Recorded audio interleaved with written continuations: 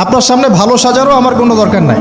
আমরা যারা ইন্টারনেটে ঢুকেছি একবার দুইবারও, জীবনে কখনো তারা কেউই চোখের পাপ থেকে বাঁচতে পারে নাই। তার ভালো সাজার তো প্রয়োজন নাই, আল্লাহকে ইস্তেগফার করার দরকার, আল্লাহ মাফ করে দেন। তা আমরা কি এই যুগে ইন্টারনেটের এই নোংরামি বেহায়াপনাগুলো থেকে মুক্ত থাকতে পারছি? না। আমরা কি এই যুগের সুদভিত্তিক অর্থনীতি থেকে মুক্ত থাকতে পারছি?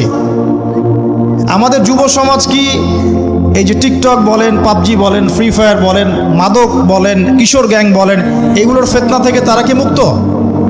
আমাদের মেয়েরা কি ফ্যামিনিস্ট রেভলিউশনের ফেতনা থেকে মুক্ত?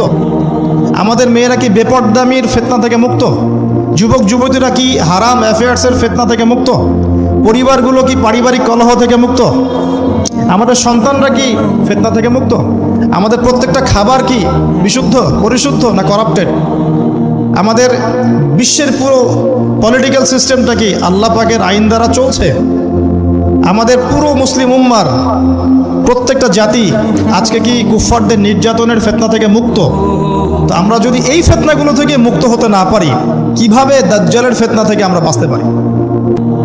আমি কি বুঝাতে পারছি দাজ্জালের ফেতনা কত বড়? বুঝতে পারছেন?